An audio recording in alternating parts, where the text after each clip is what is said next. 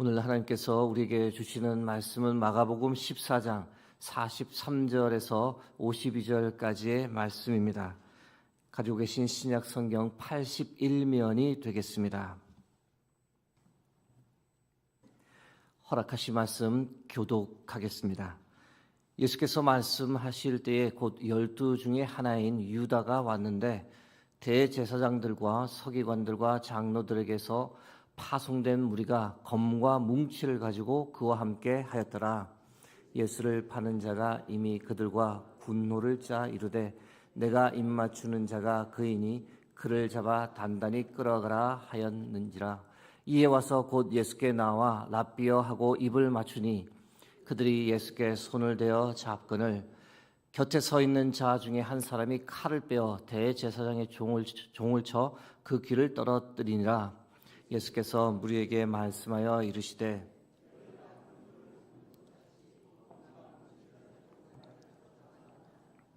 내가 날마다 너희와 함께 성전에 있으면서 가르쳤으되 너희가 나를 잡지 아니하였도다. 그러나 이는 성경을 이루려 함이니라 하시더라. 제자들이 다 예수를 버리고 도망하니라. 한 청년이 벗은 몸에 배 혼이불을 두르고 예수를 따라가다가 무리에게 잡히매 배 혼이불을 버리고 벗은 몸으로 도망하니라. 아멘. 오늘은 나의 뜻, 하나님의 뜻이란 제야의 세 사람의 삶을 살펴보고자 합니다. 가룟 유다, 베드로, 그리고 마가복음의 저자인 마가의 삶을 한번 들여다보겠습니다. 먼저 가룟 유다의 삶을 보고자 합니다. 43절에서 44절 말씀 제가 다시 읽어드립니다. 예수께서 말씀하실 때에 곧 12 중에 하나인 유다가 왔는데 대제사장들과 서기관들과 장로들에게서 파송된 무리가 검과 몽치를 가지고 그와 함께 하였더라. 예수를 파는 자가 이미 그들과 군호를 짜 이르되 내가 입맞추는 자가 그이니 그를 잡아 단단히 끌어가라 하였는지라. 가룟 유다 생각하면 두 가지 생각을 오늘 본문을 통해 하게 됩니다. 하나는 욕심에 눈이 멀었다는 겁니다.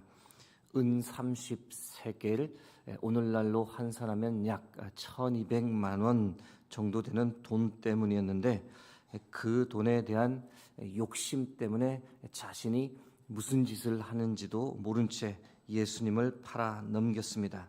입맞춤이란 것은 보통 존경과 사랑의 마음에서 하는 것인데 오늘 본문에서 가룟 유다는 자신의 욕심을 채우기 위해 결국은 배신의 입맞춤을 예수님께 합니다. 참 안타깝기 그지없는 욕심에서 비롯된 어리석은 행동입니다. 가룟 유다에 대한 다른 생각은 그는 겟세마네에서 다른 제자들처럼 기도의 자리에 있지 않았다는 겁니다. 여러분, 기도하기를 포기하면 우리가 쉽게 유혹에 욕심에 휩쓸립니다. 기도의 자리에서 이탈하면 우리가 알지 못하는 사이 우리가 어느덧 주님의 반대편에 서 있기도 합니다.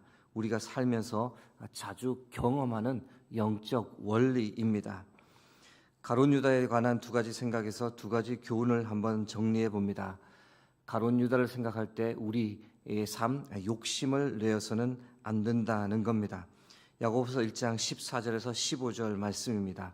오직 각 사람이 시험을 받는 것은 자기 욕심에 끌려 미혹됨이니 욕심이 잉태한 즉 죄를 낳고 죄가 장승한 즉 사망을 낳느니라. 아침에 제가 김현정의 뉴스쇼라는 라디오 방송을 좀 자주 듣는 편입니다. 아침 7시 10분부터 아침 9시까지 하는 기독교 라디오 방송인데 참 중립적인 방송이고 김현정 씨라는 분이 방송을 참 탁월하게 이끌어가 좋아합니다. 지난 수요일 아침 뉴스를 듣는데 김현정 씨가 이렇게 말합니다. 여러분, 쉽게 돈을 벌 수 있다고 하는 것은 다 거짓말입니다. 사기입니다. 조심하셔야 됩니다.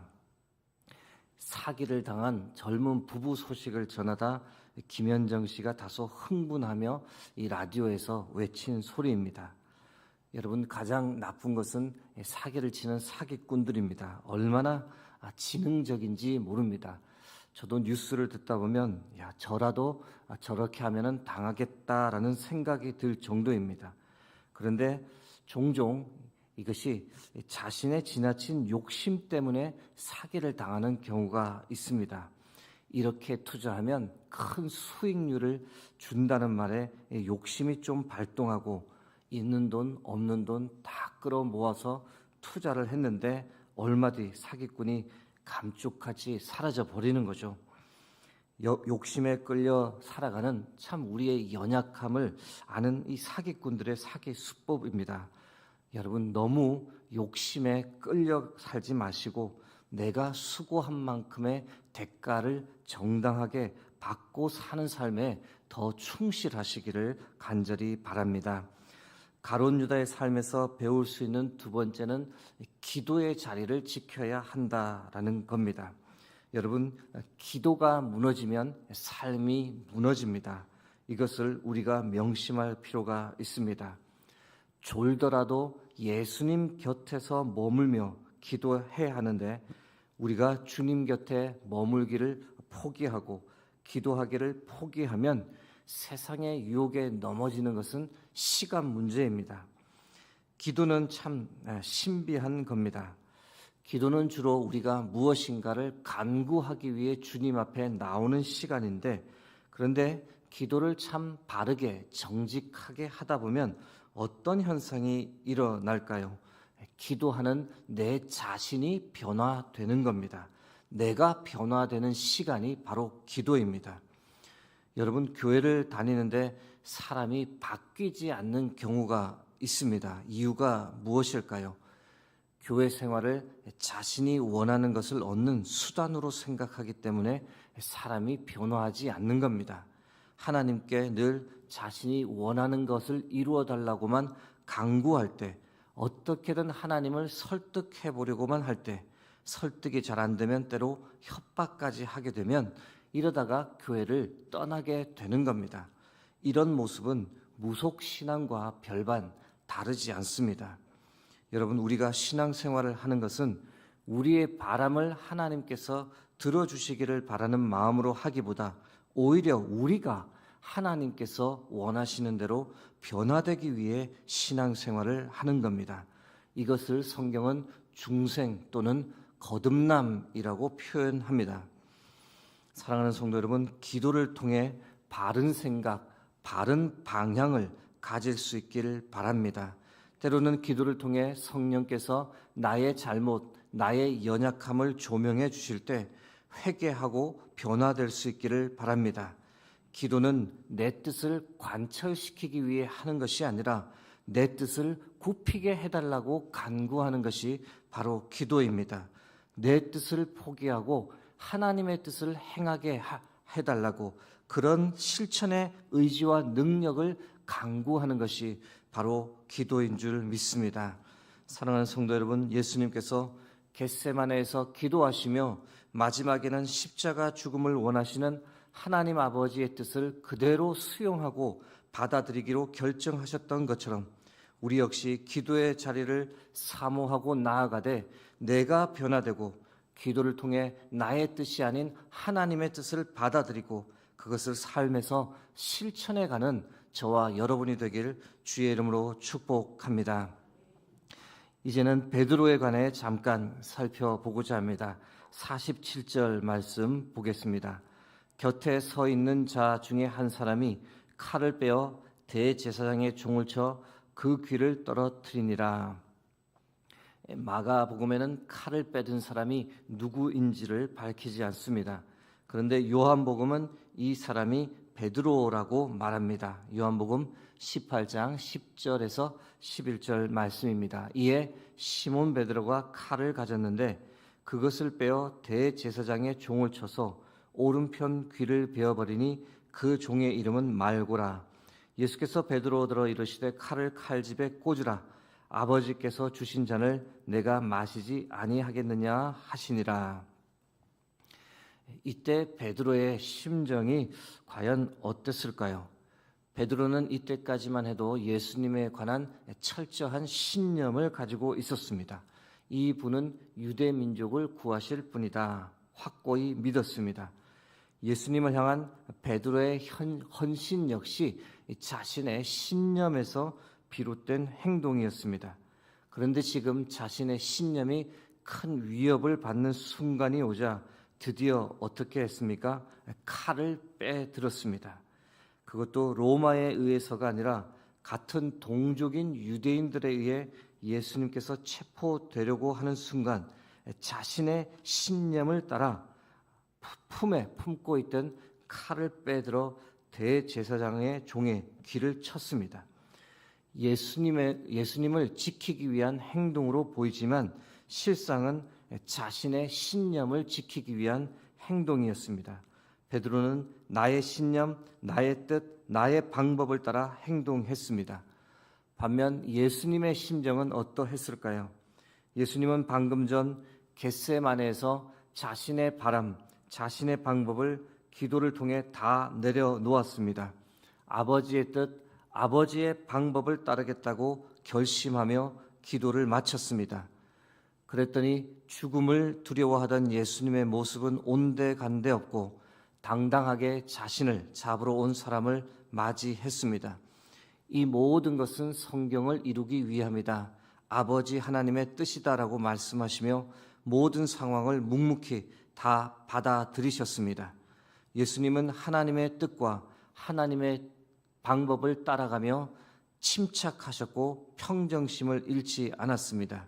오히려 베드로가 칼을 휘두르며 저항할 때 그것은 결코 하나님의 뜻, 하나님의 방법이 아니다라고 칼을 넣으라고 베드로를 타일렀습니다. 사랑하는 성도 여러분, 칼을 휘두르는 베드로의 모습과 묵묵히 잡혀가시는 예수님의 모습을 대조적으로 생각해 보게 됩니다. 우리는 우리 안에 여전히 칼을 휘두르는 나의 모습이 있지 않습니까? 여전히 나의 뜻, 나의 방법을 따라 살고 있지 않습니까? 때로 흥분하며 나의 칼을 마음대로 휘두르고 내 생각대로 살고 있진 않습니까? 사랑하는 성도 여러분, 나의 뜻, 나의 신념, 나의 방법 대신 예수님처럼 하나님의 뜻, 하나님의 방법을 선택하며 살아갈 수 있기를 주의 이름으로 축복합니다. 예수님처럼 나의 뜻대로 마시고 아버지의 뜻대로 하옵소서라는 기도를 드릴 수 있는 이 새벽이 되기를 간절히 소망합니다. 마지막으로 마가의 삶을 잠깐 묵상하겠습니다. 50절에서 52절 말씀 보겠습니다. 제자들이 다 예수를 버리고 도망하니라. 한 청년이 벗은 몸에 배 혼니부를 두르고 예수를 따라가다가 무리에게 잡힘에 배 혼니부를 버리고 벗은 몸으로 도망하니라. 50절에서 제자들이 다 예수를 버리고 도망갔다라고 되어 있지만 이 원문을 보시면 제자들이 아니라 모든 사람이 예수를 버리고 도망갔다라고 번역하는 것이 더 옳습니다. 그런데 51절에서 한 사람은 도망간 것이 아니라 오히려 뒤늦게 예수님을 보고자 나타났던 겁니다. 궁금해집니다. 누구일까? 그리고 왜 벗은 몸에 혼니부를 두르고 나타났던 것일까? 이 내용은 마가복음에만 기록되어 있습니다. 이 사실에 근거해 성경학자들은 이 청년이 마가복음 본문을 저술한 마가 자신일 것이다 라고 추정합니다. 마가는 예수님의 12 제자는 아니었습니다. 그런데 예수님께서 잡히시던 날 밤 12 제자들이 혼비백산하며 도망쳤고 예수님이 잡혔다라고 외치며 울자 그 소식을 들었던 이 잠을 자던 마가는 옷 입을 겨를도 없이 헛 이불을 두른 채 예수님이 어디 계신가 보기 위해 달려 나왔던 것으로 보입니다. 그런데 무리가 이 마가도 체포하려고 하자 헛 이불을 버려두고 벗은 몸으로 도망쳤다라고 보는 겁니다. 이 사람이 마가복음을 저술한 마가가 맞다면 이 마가의 삶도 참 재미있습니다. 한때는 이 마가의 연약함 때문에 바울과 실라가 크게 다투고 헤어지는 일까지 있었더랬습니다. 그러나 이후 마가는 신앙적으로 많이 성숙했고 베드로가 그를 내 아들 마가라고 부를 정도였으며 바울은 나의 일에 참 유익한 사람이 마가다라고 칭찬했을 정도입니다. 결국 마지막에는 자신의 연약함을 뛰어넘어 마가 역시 주님을 끝까지 따랐으며 자신의 뜻이 아닌 하나님의 뜻에 부합되는 순종하며 살았던 한 사람이 되었습니다. 사랑하는 성도 여러분, 사순절 기간을 보내며 우리 역시 이 베드로처럼 마가처럼 나의 뜻이 아닌 하나님의 뜻을 쫓아 살 수 있는 복된 시간을 보내길 소망합니다. 이 땅을 살아가며 나의 뜻이 아니라 하나님의 뜻을 행하며 살았던 그런 한 사람으로 우리 모두가 기억될 수 있길 주의 이름으로 축복합니다. 함께 기도하겠습니다. 오늘도 귀한 생명의 말씀을 우리에게 주심을 감사합니다.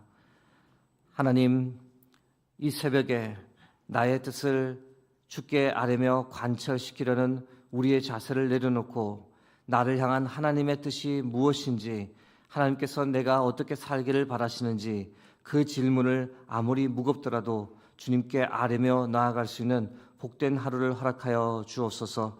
나의 뜻을 성취하는 하루가 아니라 주의 뜻을 성취하는 하루를 살아가는 저희들 될 수 있도록 주께서 붙잡아 주시고 역사하여 주옵소서. 모든 영광을 주께 올려드립니다. 존귀하신 예수 그리스도의 이름으로 기도드립니다. 아멘. 하늘에